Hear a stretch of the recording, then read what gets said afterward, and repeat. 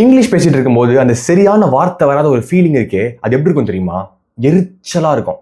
So அதே feeling உங்களுக்கும் புரிஞ்சுது அப்படின்னா இந்த வீடியோவை ஃபுல்லாக பாருங்க.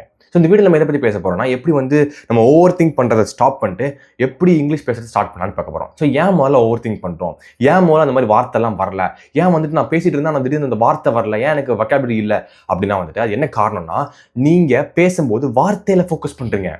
நம்ம ஜென்ரலாக ஸ்பீக்கிங் அப்படின்றது வார்த்தையில ஃபோக்கஸ் பண்ண மாட்டோம். நம்ம ஸ்பீக்கிங் அப்படின்றது ஐடியாவில் ஃபோக்கஸ் பண்ணுவோம், அந்த ஃபீலிங்கில், அந்த அர்த்தத்தில். நீங்கள் ஒருத்தர்கிட்ட போயிட்டு என்னோட பெயர் கண்ணன் நம்ம சொல்ல மாட்டீங்க, என் பெயர் கண்ணன். அந்த மீனிங், அந்த ஐடியா, என்னோட பெயர் கண்ணன், அந்த ஆக்ஷனோட என் பேர் தான் அது. ஏன்னா அது மீனிங். ஆனால் நீங்கள் எப்போ வார்த்தையில் ஃபோக்கஸ் பண்ணுறீங்களோ உங்களால் பேசவும் முடியாது, நேச்சுரலாகவும் இருக்காது. ஸ்பீக்கிங் அப்படின்றது நேச்சுரலான விஷயம். ஆர்டிஃபிஷியலாக அந்த மாதிரி போச்சுன்னா பேசவே முடியாது. ரெண்டாவது உங்களோட ஐடியாவும் ஒரு மாதிரி மிஸ்டப் ஆகிடும். ஸோ எப்படி இது ஓவர் கம் பண்ணுறது, எப்படி ஓவர் திங்க் பண்ணுறது ஸ்டாப் பண்ணுறது அப்படின்னா நீங்கள் பேசும்போது ஐடியாவில் ஃபோக்கஸ் பண்ணுங்கள். உங்கள் தாட், ஒரு விஷயம், ஒரு சிந்தனையை யோசிச்சு அந்த சிந்தனையில் எப்படி டிஸ்கிரைப் பண்ணுறது. இப்போ நான் ஹவு டு இன்ஃப்ளூயன்ஸ் பீப்புள் அதை பற்றி பேசணும்னு வச்சுக்கோங்களேன்.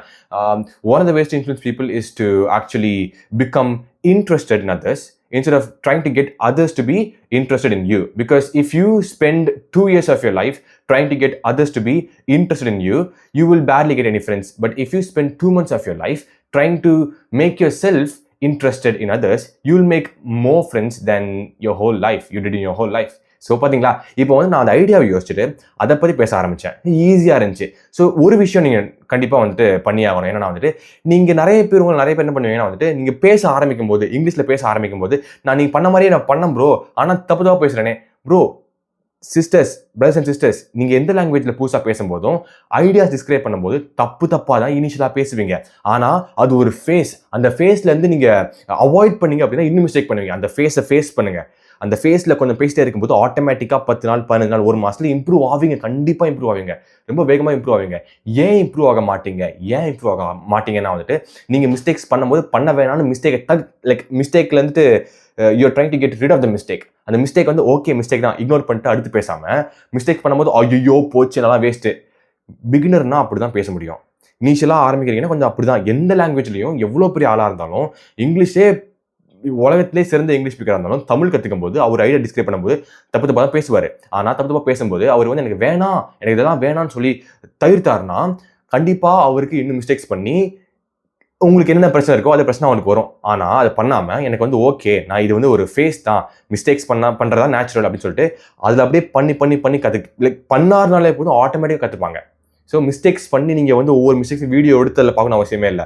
நீங்கள் ஜென்ரலாகவே உங்கள் பிரெயின் நீங்கள் மிஸ்டேக்ஸ் பண்ணி அதை கவலைப்படாமல் பேசும்போது ஜென்ரலாகவே உங்கள் பிரெயின் ஒரு 70 to 80% அந்த மிஸ்டேக்ஸ் எல்லாம் மோஸ்ட்டாக எடுத்துரும். அதுக்கப்புறம் தான் நீங்கள் கொஞ்சம் கான்ஷியஸாக பேச மாதிரி இருக்கும். ஆனால் மோஸ்ட்டாக நீங்கள் இங்கிலீஷ் ஃப்ளூயண்ட்டாக பேச கற்றுக்கிறதுக்கு நீங்கள் ஓவர் திங்க் பண்ணாமல் அந்த ஐடியாவில் மட்டும் ஃபோக்கஸ் பண்ணி இனிஷியலாக அந்த பிகினர் ஃபேஸ் இருக்குது பார்த்தீங்களா, அதை மட்டும் கொஞ்சம் அதை அவ்வளோ கண்டுக்காமல் அந்த பிகினர் ஃபேஸில் கண்டினியூஸாக கிவ் அப் பண்ணாமல் பேசி கண்டிப்பாக நீங்கள் இங்கிலீஷ் ஃப்ளூயண்ட்டாக பேசலாம். ஸோ இப்படி தாங்க எப்படி ஓவர் திங்கிங் ஸ்டாப் பண்ணிட்டு இப்படி தான் நீங்கள் இங்கிலீஷ் ஃப்ளூயண்ட்டாக பேச ஆரம்பிக்க முடியும். நான் மறுபடியும் சொல்கிறேன், நிறைய பேர் என்ன பண்ணுவோம் அப்படின்னா ட்ரை பண்ணுவீங்க. நீங்கள் தப்பாக பேசுகிறேனே, தப்பாக பேசினா தான் பேச முடியும். நானும் அப்படி தான் பேசினேன். இந்த உலகத்தில் இருக்க எல்லாருமே முதல்ல ஆரம்பிக்கும் போது ஒரு ஐடியா டிஸ்கிரைப் பண்ணும்போது தப்பாக தான் பேசுவாங்க. நான் வளருவேன், தப்பான வார்த்தையை போடுவேன், நல்ல கிராமர் பேசுவேன்னா, ஆனால் நான் இந்த மாதிரி ஸ்பெசிஃபிக்காக பேசும்போது கிராமர்லாம் ஒழுங்காக பேசவே மாட்டேன்.